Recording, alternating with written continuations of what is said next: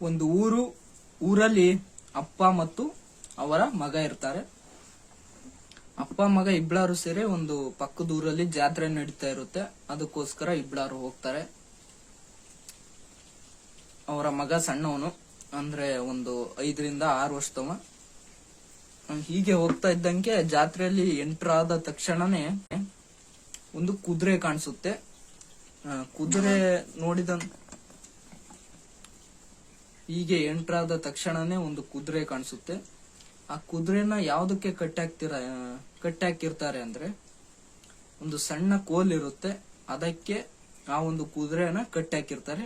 ಬರೀ ಅದು ಜಸ್ಟ್ ಹಿಂಗ ಅಂದ್ರೆ ಸಾಕು, ಆ ಒಂದು ಕತ್ತಿಂದ ಹಿಂಗ ಅಂದ್ರೆ ಸಾಕು, ಆ ಒಂದು ಕಿತ್ಕೊಂಡು ಓಡಿ ಬರ್ಬೋದು. ಅದು ಆರಾಮಾಗಿ ಈಸಿಯಾಗಿ ಬಿಡಿಸ್ಕೊಂಡು ಬರ್ಬೋದು ಅಂತ ಒಂದು ಕೋಲಿಗೆ ಕಟ್ಟಾಕಿರ್ತಾರೆ. ಅದನ್ನ ನೋಡಿದಂತ ಅವರ ಮಗ ಹೀಗಂತಾನೆ, ಅಪ್ಪ ಅದು ಕುದುರೆ ಅಷ್ಟೊಂದು ಬಲಶಾಲಿಯಾಗಿದೆ, ಅದಕ್ಕೆ ಶಕ್ತಿ ಇದೆ, ಅದು ಜಸ್ಟ್ ಹಿಂಗ ಅಂದ್ರೆ ಸಾಕು, ಅದ್ರ ಗೋಣ್ಣ ಒಂದಿಟ್ಟು ಎತ್ತಿದ್ರೆ ಸಾಕು ಆರಾಮಾಗಿ ಕಿತ್ಕೊಂಡು ಬರ್ಬೋದು ಅಂತ ಮಗುಗೆ ಹೇಳ್ತಾರೆ.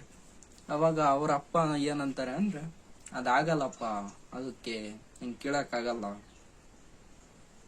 ಅದ್ರಾಗ ಅವಾಗ ಮಗ ಅಂತಾನೆ, ಅಪ್ಪ ಅದ್ರ ಹತ್ರ ಈಗ ಶಕ್ತಿ ಇದೆಯಲ್ಲ, ಅದು ಜಸ್ಟ್ ಹಿಂಗ ಅಂದ್ರೆ ಸಾಕು ಕಿತ್ಕೊಂಡ್ ಬರ್ಬೋದು ಅಂತ ಹೇಳ್ತಾರೆ. ಅವಾಗ ಅಪ್ಪ ಹೇಳ್ತಾನೆ, ಅದು ಆಗಲ್ಲಪ್ಪ, ಅದಕ್ಕೇನಂದ್ರೆ ಸಣ್ಣಕ್ಕಿರ್ತಾನೆ ಅದು ಸಣ್ಣ ಕುದುರೆ ಆಗಿದ್ದಾಗಲೇ ಅದನ್ನ ದೊಡ್ಡ ಮರದಲ್ಲಿ ಕಟ್ಟಿ ಹಾಕ್ಬಿಡ್ತಾರೆ. ಅವಾಗ ಸಣ್ಣ ಕುದುರೆ ಏನ್ ಮಾಡುತ್ತೆ ಅಂದ್ರೆ, ಇತ್ಲಾಗ ಒಟ್ಟು ತಿರುಗಿ ಒಟ್ಟು ಎಷ್ಟು ಕಸುವಿರುತ್ತೆ ಎಷ್ಟು ಕಸುವಿರುತ್ತೆ ಅದನ್ನೆಲ್ಲ ಹಾಕಿ ಪ್ರಯತ್ನ ಪಡುತ್ತೆ ಬಿಡ್ಸ್ಕೊಂಡು ಹೋಗಕ್ಕೆ. ಅವಾಗ ಅದಕ್ಕೆ ಆಗೋದೇ ಇಲ್ಲ. ಎಷ್ಟೇ ಪ್ರಯತ್ನ ಪಟ್ರು ಕೂಡ ಬಿಡ್ಸ್ಕೊಳಕ್ ಆಗ್ಲಿಲ್ಲ ಅಂದ್ರೆ ಸುಮ್ನ ಬಿಡ್ತಾರೆ. ಯಾರಾದ್ರೂ ಕೂಡ, ಪ್ರಾಣಿಗಳಾದ್ರೂ ಸಹಿತ ಸುಮ್ನಾಗ್ತವೆ, ಮನುಷ್ಯರಾದ್ರೂ ಸಮೇತ ಸುಮ್ನಾಗ್ತವೆ. ಹಾಗಂದ್ಮೇಲೆ ಅವು ಕೂಡ ಎಷ್ಟ್ ದಿನ ಅಂತ ನೋಡ್ತವೆ, ಹಿಂಗ್ ಮಾಡ್ತವೆ. ಬಹಳ ದಿನ ಆದ್ಮೇಲೆ ಅವಕ್ಕೂ ಕೂಡ ಗೊತ್ತಾಗುತ್ತೆ, ನಾನು ಇಲ್ಲಿಂದ ವಾಪಸ್ ಹೋಗಕ್ ಆಗಲ್ಲ, ಬಿಡ್ಸ್ಕೊಂಡು ಹೋಗಕ್ ಆಗಲ್ಲ ಅಂತ ಅವು ಕೂಡ ಸುಮ್ನ ಬಿಡ್ತವೆ.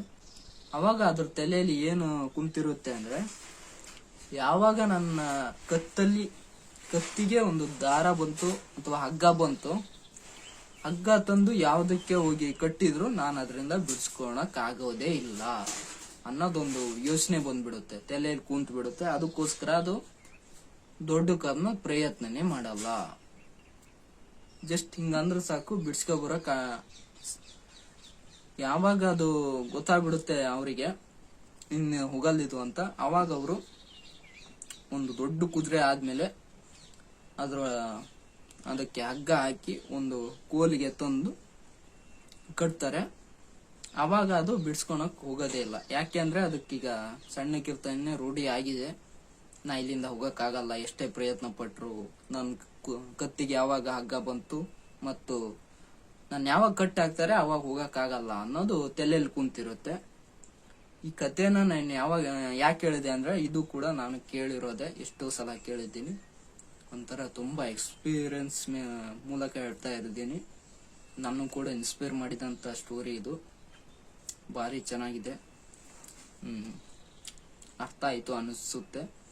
ನಾವೇನಾದ್ರೂ ಒಂದು ಕೆಲ್ಸದಲ್ಲಿ ಸಣ್ಣಕ್ಕಿರ್ತೆಯಿಂದನೂ ಸಮೇತ ಪ್ರಯತ್ನ ಪಡ್ತಾ ಇರ್ತೀವಿ.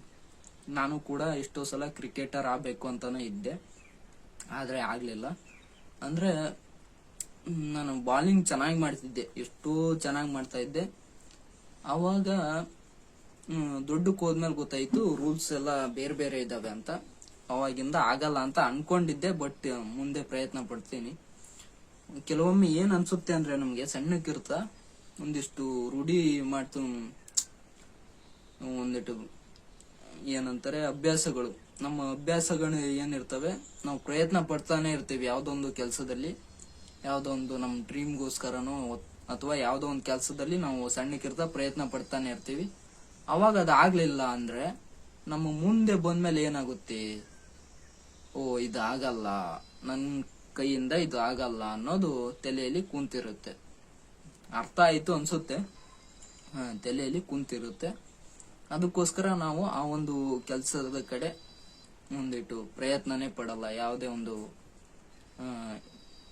ಈಗ ಏನ್ ಅನ್ಸುತ್ತೆ ಅಂದ್ರೆ ಸಣ್ಣಗಿರ್ತಾ ನಾವು ಯಾವ್ದೋ ಒಂದು ಫೀಲ್ಡ್ ಅಲ್ಲಿ ಪದೇ ಪದೇ ಪದೇ ಪದೇ ಪದೇ ಸೋಲ್ತಾ ಇದೀವಿ ಅಂದ್ರೆ ದೊಡ್ಡಕ್ಕಾದ್ಮೇಲೆ ಆ ಒಂದು ಫೀಲ್ಡ್ಗೆ ನಾವು ಹೋಗೋಕೆ ಇಷ್ಟನೇ ಪಡಲ್ಲ. ಯಾಕೆ ಅಂದ್ರೆ ನಾವಲ್ಲಿ ತುಂಬಾ ಸಲ ಸೋತಿದೀವಲ್ವಾ, ಅದಕ್ಕೋಸ್ಕರ ನಾವು ಹೋಗೋಕೆ ಇಷ್ಟನೇ ಪಡಲ್ಲ.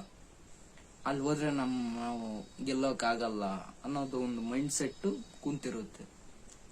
ನಮ್ಮ ಮೈಂಡ್ ಸೆಟ್ ಸ್ಟ್ರಾಂಗ್ ಇದ್ದಷ್ಟು ನಮ್ಮ ಜೀವನ ಸ್ಟ್ರಾಂಗ್ ಇರುತ್ತೆ. ಇದನ್ನೊಂದು ಕಂಪ್ಲೀಟ್ ಆಗಿ ತಿಳ್ಕೊಳ್ಳಿ. ಏನೇ ನೀವು ಮೈಂಡ್ ಸೆಟ್ ಎಷ್ಟು ಸ್ಟ್ರಾಂಗ್ ಇರುತ್ತೆ ಅಷ್ಟು ಸ್ಟ್ರಾಂಗ್ ಆಗಿ ಇಟ್ಕೊಳ್ಳಿ. ಇದೊಂದು ಇನ್ಸ್ಪೈರಿಂಗ್ ಸ್ಟೋರಿ. ಇಷ್ಟ ಆಯ್ತು ಮತ್ತು ಅರ್ಥ ಆಯ್ತು ಅಂತ ತಿಳ್ಕೊಂಡಿದ್ದೀನಿ. ನಂಗೂ ಕೂಡ ಎಕ್ಸ್ಪ್ಲೈನ್ ಮಾಡೋಕೆ ಅಷ್ಟೊಂದು ಬರ್ತಾ ಇಲ್ಲ. ಹಾಗಂತ ನಾನು ಏನಾದ್ರು ಬಿಟ್ಟಿದ್ರೆ ಸ್ಟಾರ್ಟಿಂಗ್ ಅಲ್ಲೇ ಇಷ್ಟೊಂದು ವಿಡಿಯೋ ಮಾಡಕ್ಕೆ ಖಂಡಿತ ಆಗ್ತಾ ಇರ್ಲಿಲ್ಲ. ಇದೊಂದು ಇನ್ಸ್ಪೈರಿಂಗ್ ಸ್ಟೋರಿ ಅಂತಾನೆ ಹೇಳ್ಬೋದು ನನ್ನ ಒಂದು ಚಾನಲ್ ಅಲ್ಲಿ. ದಯವಿಟ್ಟು ನಮ್ಮ ಒಂದು ಚಾನಲ್ ನ ಹೊಸದಾಗಿ ನೋಡ್ತಾ ಇದ್ರೆ ದಯವಿಟ್ಟು ಸಬ್ಸ್ಕ್ರೈಬ್ ಮಾಡ್ಕೊಂಡು ಸಪೋರ್ಟ್ ಮಾಡಿ. ಏನಾದ್ರೂ ಅರ್ಥ ಆಗ್ಲಿಲ್ಲ ಅಂದ್ರೆ ದಯವಿಟ್ಟು ಕಾಮೆಂಟ್ ಮಾಡಿ, ಇನ್ನೊಮ್ಮೆ ಕರೆಕ್ಟ್ ಆಗಿ ಎಕ್ಸ್ಪ್ಲೈನ್ ಮಾಡ್ತೀನಿ. ಚೆನ್ನಾಗಿ ಎಕ್ಸ್ಪ್ಲೈನ್ ಮಾಡ್ತೀನಿ ಅಂತ ಹೇಳ್ತೀನಿ. ದಯವಿಟ್ಟು ಸಬ್ಸ್ಕ್ರೈಬ್ ಮಾಡಿದ್ಮೇಲೆ ಪಕ್ಕದಲ್ಲಿ ನೋಟಿಫಿಕೇಶನ್ ಬೆಲ್ ಕಾಣುತ್ತೆ, ಅದನ್ನ ಒತ್ತಿ ಆಲ್ ಸೆಲೆಕ್ಟ್ ಮಾಡಿದ್ರೆ ದಯವಿಟ್ಟು ನಮ್ಮ ಒಂದು ವಿಡಿಯೋಗಳು ಯಾವುದೇ ಕೂಡ ಅಪ್ಲೋಡ್ ಆದ್ರೂ ಕೂಡ ನಿಮ್ಗೆ ನೋಟಿಫಿಕೇಶನ್ ಮೂಲಕ ಬರ್ತವೆ. ಅದಕ್ಕೋಸ್ಕರ ದಯವಿಟ್ಟು ನಮ್ಮ ಒಂದು ಚಾನಲ್ ನ ವಿಡಿಯೋಗಳಿಗೆ ಸಪೋರ್ಟ್ ಮಾಡಿ ಅಂತ ಕೇಳ್ತೀನಿ. ದಯವಿಟ್ಟು ಸಪೋರ್ಟ್ ಮಾಡಿ ಅಂತ ಕೇಳ್ತೀನಿ. ಅದ್ರ ಜೊತೆಗೆ ನಂದು ಆಸೆ ಏನಿದೆ ಅಂದ್ರೆ ಒಂದು ಕಾಮಿಡಿ ಕಂಟೆಂಟ್ ಕ್ರಿಯೇಟರ್ ಆಗ್ಬೇಕು ಅಂತ ತುಂಬಾನೇ ಆಸೆ ಇದೆ. ಅಂದ್ರೆ ನಾನೇ ಓನ್ ಆಗಿ ಮಾಡ್ಬೇಕು ಒಂದು ಯೂಟ್ಯೂಬ್ ಚಾನಲ್ ಅಲ್ಲಿ ಕಾಮಿಡಿ ಕಂಟೆಂಟ್ ನ. ಅಂದ್ರೆ ಏನು ನನ್ನ ಹತ್ರ ಎಷ್ಟೋ ಸ್ಕ್ರಿಪ್ಟ್ ಗಳಿದ್ದಾವೆ, ಒಂದು 30-40 ಸ್ಕ್ರಿಪ್ಟ್ ಗಳಿದ್ದಾವೆ. ಆದ್ರೂ ಕೂಡ ಹುಡ್ರು ಯಾರು ಸಿಗ್ತಾ ಇಲ್ಲ. ನಮ್ಮೂರಲ್ಲೂ ಕೂಡ ಹುಡ್ರು ಯಾರು ಸಿಗ್ತಾ ಇಲ್ಲ. ಅದಕ್ಕೋಸ್ಕರ ಅದೊಂದು ಡ್ರೀಮ್ ಇದೆ ನನಗೂ ಕೂಡ, ಒಂದು ಕಾಮಿಡಿ ಕಂಟೆಂಟ್ ಕ್ರಿಯೇಟರ್ ಆಗ್ಬೇಕು, ಒಂದು ಆಕ್ಟಿಂಗ್ ಅಲ್ಲಿ ಒಂದು ಒಳ್ಳೆ ಹೆಸರು ಮಾಡಬೇಕು, ಯೂಟ್ಯೂಬ್ ಅಲ್ಲಿ ಒಂದು ಫೇಮಸ್ ಆಗಬೇಕು ಅನ್ನೋದು ನನಗೂ ಕೂಡ ಬಹಳ ಆಸೆ ಇದೆ. ದಯವಿಟ್ಟು ನಿಮ್ಮ ಸಪೋರ್ಟ್ ಇದ್ರೆ ಆ ಒಂದು ಚಾನಲ್ ಲಿಂಕ್ ನ ದಯವಿಟ್ಟು ನಾನು ಡಿಸ್ಕ್ರಿಪ್ಷನ್ ಅಲ್ಲಿ ಹಾಕೋಕ್ಕಾಗಲ್ಲ, ಹಾಕ್ತೀನಿ. ಆದ್ರೂ ಒಂದ್ಸತಿ ಹೇಳ್ಬಿಡ್ತೀನಿ. ಚಾನಲ್ ಹೆಸರು Rakesh comedy show Kannada channel ಅಂತ ಇದೆ. ದಯವಿಟ್ಟು ಯೂಟ್ಯೂಬ್ ಅಲ್ಲಿ ಸರ್ಚ್ ಮಾಡಿ ಸಪೋರ್ಟ್ ಮಾಡಿ. ಹಂಗೆ ಡಿಸ್ಕ್ರಿಪ್ಷನ್ ಬಾಕ್ಸ್ ಅಲ್ಲೂ ಕೂಡ ಕೊಟ್ಟಿರ್ತೀನಿ, ದಯವಿಟ್ಟು ಸಪೋರ್ಟ್ ಮಾಡಿ. ಯಾರ್ದೋ ಫೋನ್ ಬರ್ತಾ ಇದೆ, ದಯವಿಟ್ಟು ಸಪೋರ್ಟ್ ಮಾಡಿ ಅಂತ ಕೇಳ್ತೀನಿ. ಮುಂದಿನ ವಿಡಿಯೋದಲ್ಲಿ ಸಿಗೋಣ.